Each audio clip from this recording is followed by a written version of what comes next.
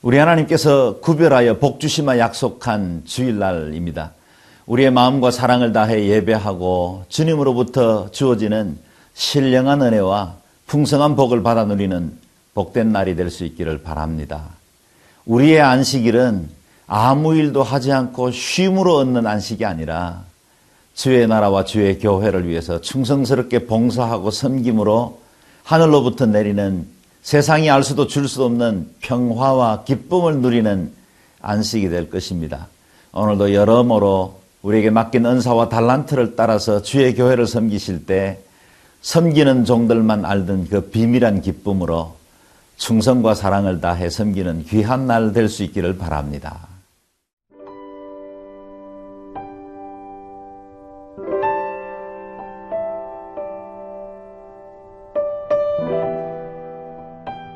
고린도전서 3장 10절에서 17절 말씀입니다. 내게 주신 하나님의 은혜를 따라 내가 지혜로운 건축자와 같이 터를 닦아두매 다른 이가 그 위에 세우나 그러나 각각 어떻게 그 위에 세울까를 조심할지니라. 이 닦아둔 것 외에 능히 다른 터를 닦아둘 자가 없으니 이 터는 곧 예수 그리스도라. 만일 누구든지 금이나 은이나 보석이나 나무나 풀이나 짚으로 이 터 위에 세우면 각 사람의 공적이 나타날 터인데 그 날이 공적을 밝히리니 이는 불로 나타내고 그 불이 각 사람의 공적이 어떠한 것을 시험할 것임이라. 만일 누구든지 그 위에 세운 공적이 그대로 있으면 상을 받고 누구든지 그 공적이 불타면 해를 받으리니 그러나 자신은 구원을 받되 불 가운데서 받은 것 같으리라. 너희는 너희가 하나님의 성전인 것과 하나님의 성령이 너희 안에 계시는 것을 알지 못하느냐. 누구든지 하나님의 성전을 더럽히면 하나님이 그 사람을 멸하시리라. 하나님의 성전은 거룩하니 너희도 그러하니라. 인생은 마치 집을 세우는 건축자와 같다는 말, 누구나 공감하는 일일 것입니다. 사도 바울은 자신이 하나님의 나라와 교회를 세워나가는 일을 건축자의 일에다 비유하고 있습니다. 어떤 자재를 쓰고 어떤 디자인을 따라서 건물을 세우는 것보다 더 중요한 것, 더 먼저 우선시 물어야 될 것은 그곳에 기초가 제대로 서 있느냐 하는 것이죠. 예수님께서는 모래 위에 세운 집과 반석 위에 세운 집을 어리석음과 지혜로 분류하신 적이 있습니다. 오늘 사도 바울이 우리에게 도전하는 인생의 건축물도 신앙의 건축물도 먼저 기초가 중요하다고 말씀을 하십니다. 10절과 11절 말씀입니다. 내게 주신 하나님의 은혜를 따라 내가 지혜로운 건축자와 같이 틀을 닦아두매 다른 이가 그 위에 세우나 그러나 각각 어떻게 그 위에 세울까를 조심할지니라. 이 닦아둔 것 외에 능히 다른 틀을 닦아둘 자가 없으니 이 터는 곧 예수 그리스도라. 자신을 지혜로운 건축자라 그렇게 표현하고 있습니다. 왜요? 그는 인생과 삶의 가장 중요한 기초가 무엇인지를 알았습니다. 그것은 바로 예수 그리스도라. 그렇게 말씀을 하셨죠. 오늘 본문에도 보면 이 터는 예수 그리스도라. 고린도의 구원의 소식을 전한 사도 바울, 그는 이방의 땅, 향락과 우상숭배의 땅에다가 가장 중요한 구원의 기초가 되시는 예수 그리스도를 그곳에 두셨습니다. 그래서 그로 말미암아 고린도 교회가 시작되었고 그들에게 구원의 소식이 전파되었고 하나님의 나라가 고린도 교회 그 지역 가운데 확장되는 아름다운 역사들이 있었습니다. 그런데 이 아름다운 구원의 소식이 전파되는 이것으로 그치지 않고 이것은 저들의 인생과 삶에도 기초가 중요한데 그것이 바로 예수 그리스도라는 사실입니다. 저와 여러분의 삶에도 우리의 구원은 예수 그리스도십니다. 우리는 주로 말미암아 구원받았습니다. 우리 주님이 내 삶의 모든 것 중심이 되시고 세계관의 중심이 되십니다. 그렇다면 우리가 얻은 이 구원, 이 기초 위에 이제 우리는 우리의 어떤 인생을 세워져 가야 할까요? 하는 것입니다. 12절 13절 말씀입니다. 만일 누구든지 금이나 은이나 보석이나 나무나 풀이나 집으로 이 터 위에 세우면 각 사람의 공적이 나타날 터인데 그날이 공적을 밝히리니 이는 불로 나타내고 그 불이 각 사람의 공적이 어떠한 것을 시험할 것이미러라. 기초는 예수 그리스도입니다. 만약에 거듭난 사람이라면 하나님의 백성이라면 기초는 동일합니다. 그런데 그 기초 위에 각각 사람들에 따라서 다른 건물들을 세워 올린다는 겁니다. 그런데 더 중요한 것은 그 건물의 재질이 무엇이냐 하는 겁니다. 오늘 사도 바울은 이 건축을 세우는 사람들을 크게 세 종류의 건자재를 쓰는 사람으로 분류하고 있죠. 첫 번째는 은과 금으로 지은 사람, 신실함과 순전함으로 하나님 앞에 순종하며 사는 사람이다. 그 다음에 나무로 지은 사람, 특출나게 믿음이 좋은 것도 아니요. 그렇다고 해서 하나님 뜻에 배반하는 것도 아니고 일평생 신앙생활도 했고 남들 하는 만큼은 알지만 특별한 신앙이나 하나님 앞에 새로운 순종의 길을 걷지는 않는 평범한 그리스도인을 의미하겠죠. 세 번째 종류는 지피나 풀로 지은 사람이라 그랬습니다. 아마도 신앙적으로 보면 하나님 앞에 자랑할 열매도 없고 그저 예수님이 내 인생의 필요나 목적 때문에 존재하는 것처럼 여겨지는 사람들 말이죠. 그래서 겨우겨우 구원받을 만 정도만 신앙생활하는 사람들, 이 세 종류의 사람들을 건축의 재료로 분류를 했다라는 겁니다.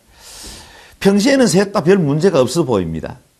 그런데 어느 날 그것이 심판의 날이든 불의 시험이든 연단의 시간이 날이 때 내 모든 것들을 다 낱낱이 드러내 의로우신 빛 앞에 조명해야 되는 날이 되면 그때는 그 건자재의 차이가 엄청나게 다른 결과를 나타낸다라는 사실을 보여주죠. 이 모든 삶의 공력이 밝히 드러날 때가 옵니다. 그날이 바로 심판의 날이요. 그날은 곧 불로 말미암아 우리의 선악간의 모든 행실들을 의로우신 주님 앞에서 낱낱이 고하게 되는 그런 날이 될 것입니다. 14절 15절 말씀입니다. 만일 누구든지 그 위에 세운 공적이 그대로 있으면 상을 받고 누구든지 그 공적이 불타면 해를 받으리니 그러나 자신은 구원을 받되 불 가운데서 받은 것 같으리라. 불의 심판이 임하면 그들의 공적, 그들이 쌓은 모든 삶의 여정과 믿음의 길 여정이 다 한순간에 드러나는데 그 불때문으로 인해서 전혀 다른 결과가 나타난다는 것입니다. 은과 금은 불에 타지 않습니다. 그렇기 때문에 그가 그동안 수고하고 섬겼던 모든 것들이 이 불로 인하여서 더 빛이 나고 더 영광스럽게 될 것입니다. 그러나 나무나 집이나 풀로 만든 집은 그것이 불이 임하면 금세 불살라지거나 잠시 견디는 것들이 있지만 역시 불살라질 수밖에 없는 재료들이었기 때문에 그 불이 임할 때 그 모든 것들이 다 사라지고 그동안 자랑하고 수고했고 사람들이 박수 쳐주던 그 모든 것들이 헛될 수도 있다는 사실을 오늘 본문은 말해주고 있습니다. 그 가운데 공적이 불타버린 사람도 그 기초가 그리스도시기 때문에 기초는 그리스도시기 때문에 그 위에 세운 집이 비록 나무든 풀이든 집으로 세운다 할지라도 그것은 불살라 사라져도 그 기초가 그리스도이기 때문에 구원은 받되, 우리에게 상당히 위로가 되는 말씀이기도 합니다. 구원은 받되 그러나 불 가운데서 받은 것 같으니라. 마치 불타는 그 나무 토막 가운데서 건져낸 것처럼 말이죠. 걸리고 모난 채로 부끄러운 구원을 받는다라는 겁니다. 예수님 우편의 강도처럼 구원은 받았지만 낙원에는 이르렀지만 주님을 위해서는 한 번도 살아보지 못한 부끄러운 흔적만 남아있는 그 구원 말이죠. 지피나 풀로 만든 건자재를 가지고 지은 사람과 같이 자기의 세속적인 정욕이나 욕망을 위해서 하나님을 이용하고, 하나님이 마치 나라의 문제를 해결할 수 있는 그 해결사나 마치 파출부가 와서 내 필요할 때 음식 장만하는 것을 도와주는 것처럼 나를 그저 필요할 때 와서 도와주는 정도의 하나님으로, 그런 신으로 섬겼던 사람들은 비록 예수 그리스도가 그분들 안에 있어서 구세주로 있다 할지라도 그들의 구원은 풀과 집과 같은 재료로 만든 건축과 같다는 것입니다. 부끄러운 구원이죠. 때로 제 자신도 돌아보면 하나님의 나라와 복음을 위해서 평생을 살고 여기까지 달려오지만 자주 하나님의 영광을 가로채려는 일, 내 경험과 내 의지와 내가 가지고 있는 생각과 지식으로 하나님의 일을 행하려고 할 때가 많은 것을 보게 됩니다. 인간이 만든 의나 공로들 다 불살라 없어질 것을, 그것이 얼마나 중요한지 그걸 그리 애지중지하고 붙들었는지 모르겠습니다.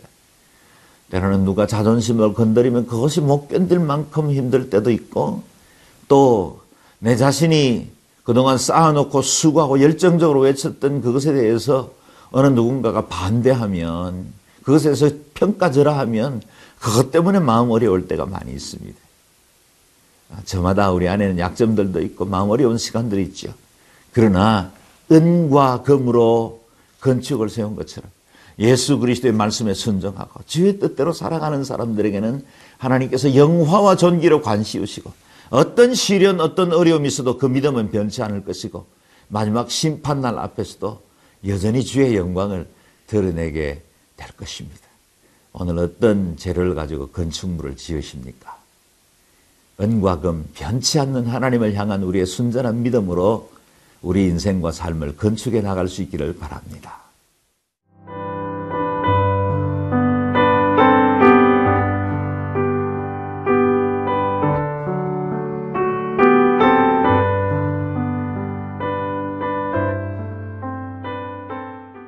고린도 교회와 성도들의 삶의 기초가 예수 그리스도라는 사실을 선포한 사도 바울은 이제 진정한 성전은 돌로 지은 것이 아니라 고린도 지역 어디에 있는 건물이 아니라 바로 우리 안에 세워지는 하나님의 성전이라는 사실을 말씀하고 있습니다. 16절 17절 말씀입니다.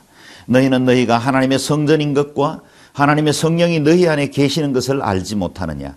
누구든지 하나님의 성전을 더럽히면 하나님이 그 사람을 멸하시리라. 하나님의 성전은 거룩하니 너희도 그러하니라. 바울은 돌로 또는 목재로 지은 성전이 아니라 진정으로 우리의 심령 속에 세워질 성전을 말하고 있습니다. 우리가 주의 교회에 와서 예배할 때는 하나님의 임재를 느끼고 주님 앞에 신령과 진정으로 예배하지만, 교회를 떠나고 내 삶의 현장으로 들어가는 순간 세속의 문화나 세속의 가치에 그대로 자신을 내어 맡기고 아무런 갈등도 죄책감도 없이 살아갈 때가 많이 있지 않습니까? 사도 바울은 교회 안에서 드리는 예배뿐만 아니라 삶의 현장에 나아갔을 때 바로 우리 안에 시작된 영적인 성전, 그것을 기억하라고 촉구하고 있습니다. 우리 자신이 성전입니다. 우리 안에 성령님이 거하시고 우리 속에 진정으로 지어야 할 하나님의 영광스러운 성전이 있는 것입니다. 자주 우리는 손으로 지은 그 벽돌집 교회와 내 삶 안에 이루어져야 할 믿음의 성전을 분리하고 또 그것에 내 삶의 이원적인 그런 신앙적 태도를 드러낼 때가 많이 있습니다. 오늘 말씀에 따라 주님이 거룩하니 너희도 거룩하니라. 주님이 거룩하신 것처럼 너희도 거룩하라. 말씀하시는 그 하나님의 명령에 따라 우리도 우리 자신을 거룩케 하고 정결케 하고 내 안에 삶의 예배가 이루어지고 내 삶의 현장 구석구석마다 내가 머물러 있는 곳이 하나님의 성전이 되고 주님이 머물러 있는 곳이 되게 하므로 하나님 앞에 영광 돌릴 뿐만 아니라 내 있는 곳에서 주의 뜻을 드러내는 저와 여러분 되시기를 주의 이름으로 축원합니다. 함께 기도하겠습니다. 자비로우신 하나님, 우리를 주의 성전으로 부르시고 금이나 은으로 변치 않는 순전한 믿음과 거룩함으로 이 전을 지어나가도록 도전하시고 불러주시니 감사합니다. 자주 우리의 삶에 기뻐하는 여러 세속적인 것들과 이 세상의 가치관을 따를 때가 많은, 그래서 풀과 집으로 주의 전을 지으려고 하는 때가 많이 있사오니 우리를 정하게 하시고 이 주일에도 예배할 때 우리 마음속에 주의 영이 충만하게 임하게 하여 주셔서 하나님 앞에 영광 돌리는 복된 주일이 될 뿐만 아니라 매일매일 저희의 7일 모든 날들이 하나님 앞에 영광 돌리는 성전의 날들이 되게 하여 주옵소서. 예수님 귀하신 이름으로 기도드리옵나이다. 아멘.